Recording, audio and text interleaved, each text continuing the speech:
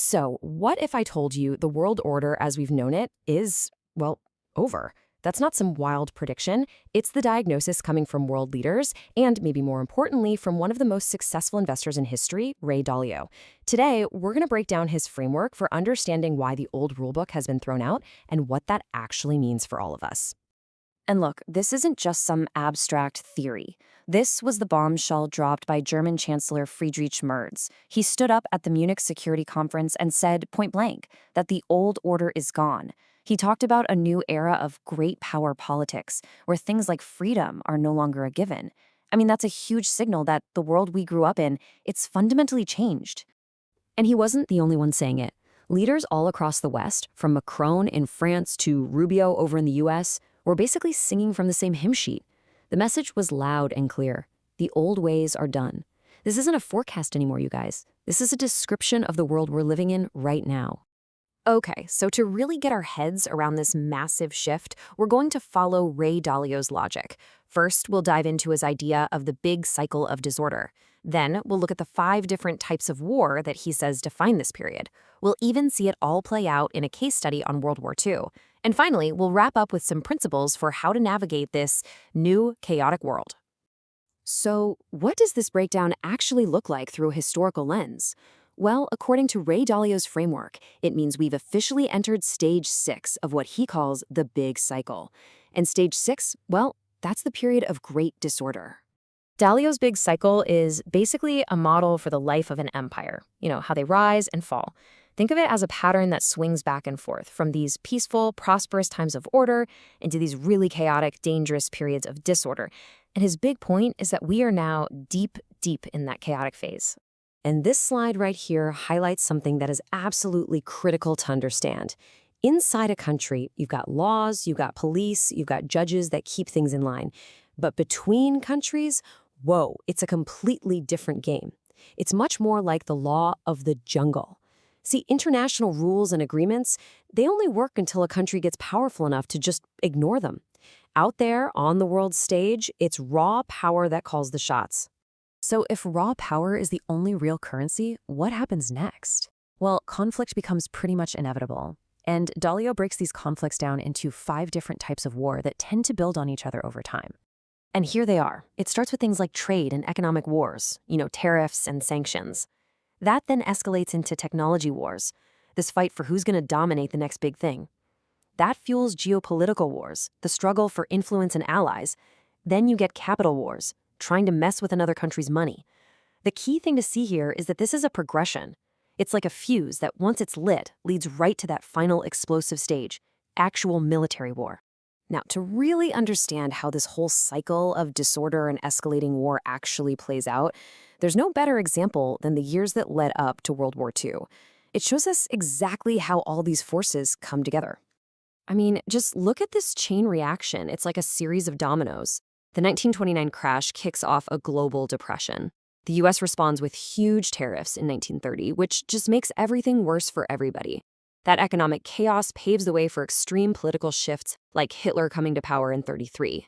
And all of that culminates in the invasions that finally start the shooting war. Let's really zero in on Germany for a second. The economic pain was just almost impossible to imagine. A quarter of the entire population was unemployed. Businesses were failing left and right. The country was completely on its knees. And this kind of extreme suffering creates a power vacuum, right? And a populist strongman leader like Hitler just stepped right in, promising to make Germany proud and strong again. And here's the really scary part. If you just look at the data, his autocratic policies were, at first, shockingly effective. Just look at this. Between 1933 and 1938, unemployment went from 25% down to 0. Growth was over 8% a year. The stock market jumped 70%.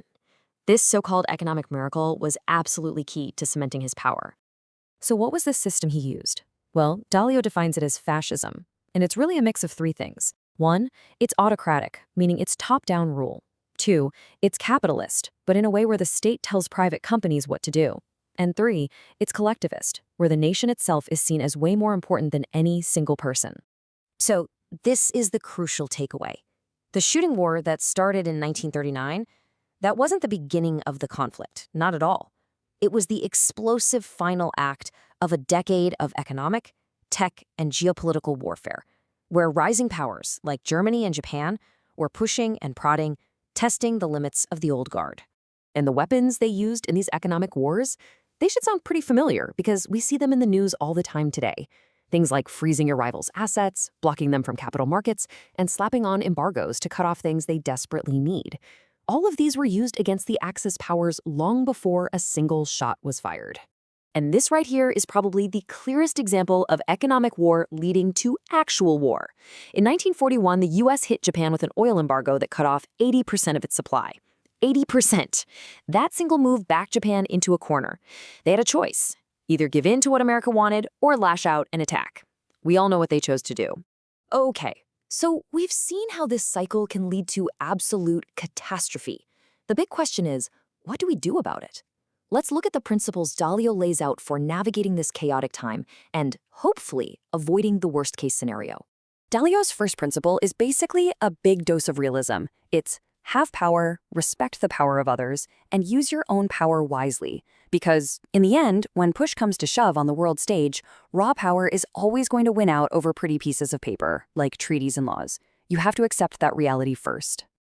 So what does it mean to use power wisely? Well, Dalio's definition of winning isn't about total domination.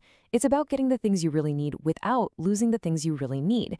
And by that logic, any war where the cost in lives and treasure is way higher than any possible benefit is, in his words, just a stupid war.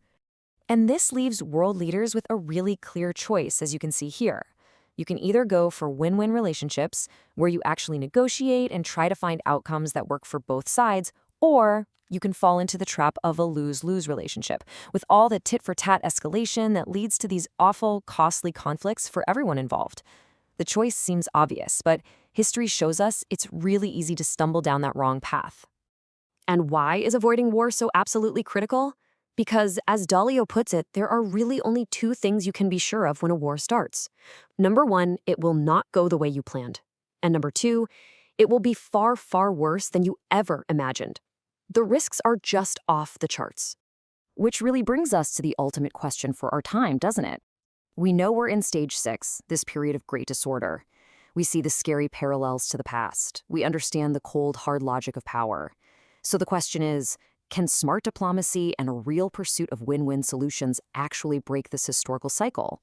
Or is a massive conflict between the great powers, just like we've seen so many times before, simply inevitable?